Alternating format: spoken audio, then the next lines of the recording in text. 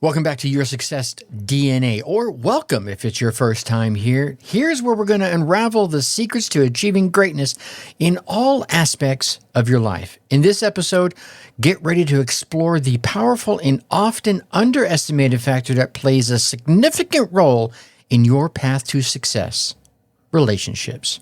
Whether you're an aspiring entrepreneur, a career-driven professional, or simply someone seeking personal growth, you'll soon discover how cultivating meaningful relationships can unlock doors you've never thought possible. So sit back, relax, listen closely, and prepare to transform your perspective on the profound impact relationships can have on your journey to success. Right after this. Welcome to Your Success DNA podcast, the go-to resource for entrepreneurs, business owners, and professionals who are ready to level up their lives. Your Success DNA podcast. Get ready to be inspired, motivated, and empowered to create the life that you truly want. We will be sharing tips, tricks, and mindset shifts that you need to achieve your wildest dreams. Remember, your success is in your DNA. What is up? What is up? What the heck is up, my Success DNA family? Welcome back to another episode. So, throughout the time that I have babbled on the microphone, I have emphasized success in relationships. Why? Well, because I have failed at far too many. As many of you heard a couple episodes back where I shared with you where I went for a couple of years with this podcast, it was a failed relationship that was at the center of my disappearance. And here's another thing for you. Research indicates that relationships are key to success in health, prosperity, happiness, heck, just about every single thing of significance in your life. And my friends that I have that are coaches, more specifically, not just specifically, but especially the ones that are relationship, dating coaches, they do a great deal of their coaching in the area of direct relationship difficulties, usually between a husband and wife, even a parent and child, heck, the employer-employee relationship, teacher-student, or it could just be neighbors. Let's talk about siblings. I mean, the list of relationships, of significant relationships in your life go on, and each one of them have an impact on your success. And that's what I want to chat about with here today, and hopefully shift your perspective just a degree. I don't need to change you 180 degrees, right? That's not my goal here. My goal is to maybe just pop your eyes open just a smidge, change your perspective 1 or 2 degrees to help you out. See, here's the thing. The inability to have good relationships really has, for me, I think, escalated over the past 2, 3, maybe 4 decades. The modern American society has become rude, mannerless, and it's, I don't know if I want to say self-centered.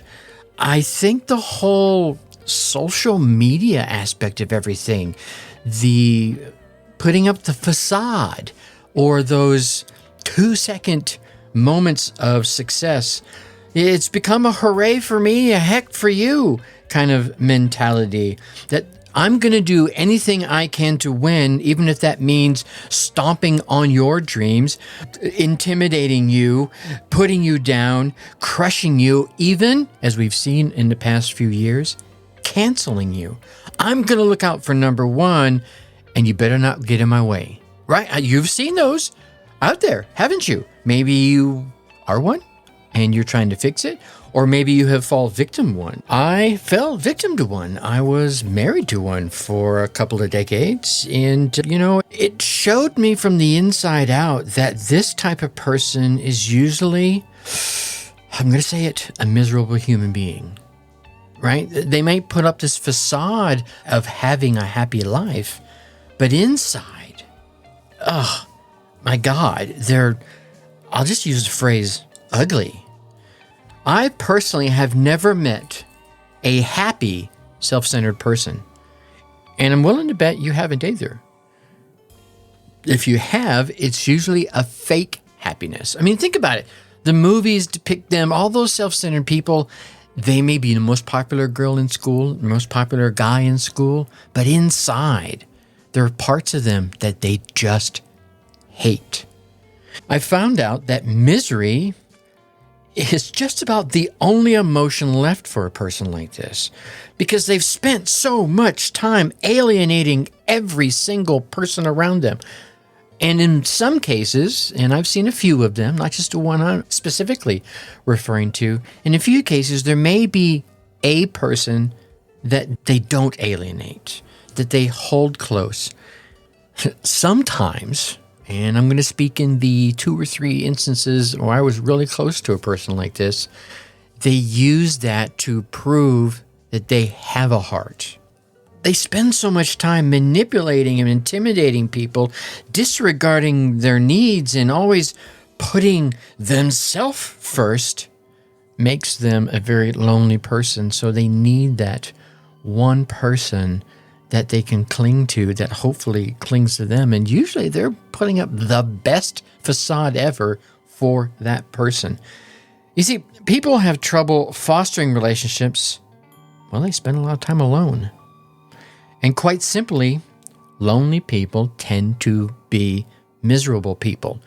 Now, this is not me saying if you spend time alone, you're a miserable person, because I enjoy some alone time. It's part of my recharge time because I'm such an outgoing person. It takes a lot of energy to engage with people out there, and I enjoy it. I feed off that. It's just so much fun for me. However, I recharge in my quiet time, in my alone time. That's not the kind of alone I'm talking about. I'm talking about lonely. Just dark, no human connection kind of thing. That's what anyway, I don't want to beat that horse too much. I want to tell a little story. Now, it's not my story, so you may have heard it before, and I want to give credit where credit is due. A longtime mentor of mine, Zig Ziglar, told this story many years ago, and I think he actually put it in a book as well. So hopefully I don't butcher this story too much, but it really is a great philosophy to help set the stage for relationships, right? So I want to establish this relationship philosophy via this story, this scenario. And it takes place on a Friday afternoon, say, about 5:30, maybe 6 o'clock, depending on drive time. And in this particular case, the husband, he's been out of town all week, and now he's walking onto the front porch. He's burdened down with his luggage and his books and his backpack and his briefcase and his laptop case and everything else that any good businessman would have taken on a business trip. He doesn't want to set everything down to ring a doorbell or get out his keys. So what does he do? Well, he uses his foot, right? It's the easiest thing there. Just reaches out there and, right, kicks the door a couple of times to get his wife's attention. And he doesn't just, knock lightly, just a tap to get their attention. He kicks, right, in frustration, maybe even a little anger in the process. Maybe even, kicks the door in. And so what's the wife do? Well, she hears this commotion, all the banging that's going on, and she rushes to the door and opens it. And she's really taken aback to see that the banging was her husband standing there. Now, here's where things kind of set 2 different tones, and we're going to go through tone number 1 here first. Without setting down any of his belongings, any of the things, all the bags he's carrying, he decides to bust into this tirade. And he looks at her and he says, I'm late because I was at a meeting, and I'm really glad I was there. I learned some things, and they really bugged me. I learned, for example, there are a number of rights around this house, this homestead, my castle, that I have not been getting. And as a matter of fact, I made a list of these rights. And the first thing you and I are going to do right now is we're going to sit down and we're going to chat about these. Because I'm telling you right now, there are going to be some changes around here, starting tonight.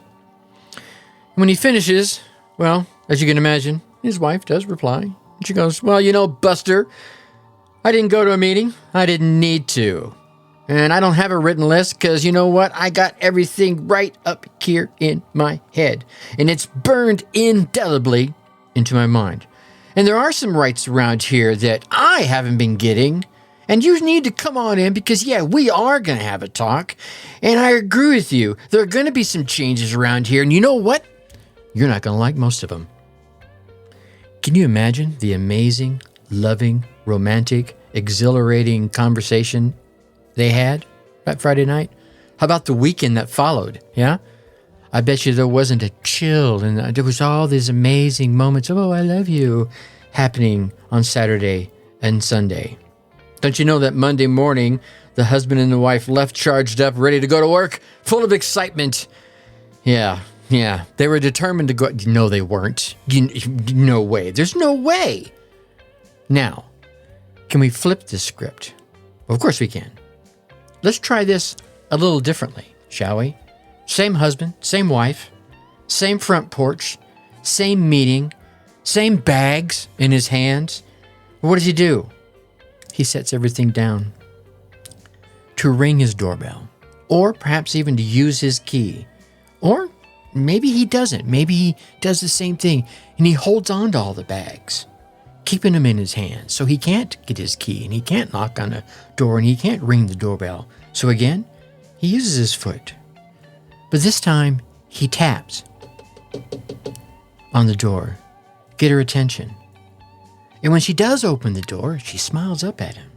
And he looks down at her lovingly and he says, sweetheart, I'm definitely sorry for being late. You know, I was at that meeting and I'm delighted to be here now because I missed you so much. And I'm late because the meeting ran long. But I think it was an important meeting and it's going to have an impact on our lives. You see, because in this meeting, I learned some things that are still bothering me to this minute right now. I've learned, for example, that in all probability, I have not been meeting your needs as the love of my life, as well as my wife. So before I even unpack, I just want to set these bags down here in the hallway, and I want us to sit down and talk.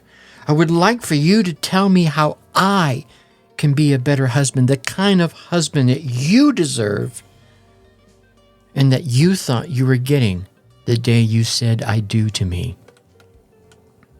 Now you can imagine the response for the wife is going to be a little different this time. You know, actually, I'm very happy as your wife. And from time to time, I've actually wondered the very same thing if I've been meeting your needs that you have as a husband. I think it's a wonderful idea. Let's do that. You put your bags right here. Here, let me help you. And let's go have that talk. Now, I can, as you can probably imagine, this story really doesn't need any, well, which one do you think is better? No, right? You can see the astonishing difference in the two, right? You go from living your life as that self-centered, kick the door open, bark orders, or you live your life as the, oh my God, I'm not giving enough kind of person. Now, here's the thing. This idea doesn't apply just in marriage. It applies in customer relationships, parental relationships, work relationships, heck, politician-constituent relationships. Yeah, you know who you are if you're listening right now. I wanted to share this with you because as you go through all the past episodes of this podcast and all the episodes to come, I want you to realize that as you set out to reach the level of success that you desire, and God dang, I know that you deserve, you're going to have to keep those relationships close to your heart. You're going to have to realize that there may be times that you're chipping away at the relationship as you burn the candle at both ends, spending too much time on whatever task or entrepreneurial endeavor that you're going out on, career endeavor that you're going out on. So go back, set those bags down, and have that talk. Make sure that you're being the sibling, the constituent, the politician, the boss, the employee, the husband, the wife, the brother, the sister, that you think your brother or sister, husband or wife, politician, boss, employee, constituent deserves you to be. And if you're not, listen to them. And then take action. Yeah? You hear me say it all the time. Think successfully and take action. Ask the questions. Be vulnerable. Open yourself up. This is where I failed in this podcast a few years back at this point, is I didn't open myself up to be vulnerable, to show you how impactful this is. But I opened myself up to the lady that's now my wife. We have an amazing relationship. Is it perfect? No. Will it ever be? Maybe not. But am I willing to sit down and ask her how I can be better? Hell yes. And does she tell me? Hell yes. Does she berate me by doing that? Hell no. She has told me on any number of occasions, hey, this is what I need. And then it's just my decision to give it to her. And if I don't, shame on me. And if she doesn't tell me, well, shame on her. But when she does, and I do, we have just taken that next step, which makes the entire rest of my world a little bit easier. So remember that in all your relationships. If they're a little rocky right now, maybe you should tap on the door with your foot, set your bags down, sit down, and have a talk. All right, I'm going to leave that one right there for you. Hopefully you got a little gem out of that. And go back and listen to some of the older episodes with this new relationship insight, right? You don't want to be the guy that kicks open that door. No, you want to be the one that sits those bags down, takes her hand, walks over to the couch, reminds her how much you love her, and listen to the words that come out of her mouth or his mouth, who it is you might be talking to. And with that, I'm going to leave you as I always do. Think successfully and take action. Thanks for listening to Your Success DNA podcast. Whether you're starting out or you're a seasoned entrepreneur, we have the tools and inspiration that you need to take your life to the next level. So stay tuned for more game-changing advice in our upcoming episodes. And hey, before you go, a quick reminder to check out our past episodes of Your Success DNA for more inspiring stories and practical advice. And if you've loved what you heard, leave us a review and share this podcast with your friends and colleagues. Let's all level up our lives together, shall we? Remember, your success is in your DNA.